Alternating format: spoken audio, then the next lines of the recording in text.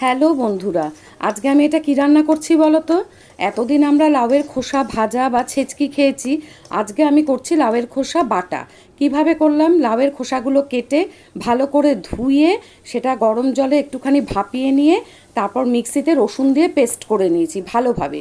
তারপর কড়াইতে সর্ষের তেল দিয়েছি, কালো জিরে ফোড়ন দিয়েছি, ফোড়ন দিয়ে এটাকে পুরো দিয়ে দিয়েছি। দিয়ে ভালো করে না নাড়তে হবে। এর মধ্যে নুন দিয়েছি স্বাদ মতন, একটু চিনি দিয়েছি, তারপর কাঁচা লঙ্কাও দিয়েছি। কাঁচা লঙ্কা দুটো কিন্তু বেটেও দিয়েছিলাম।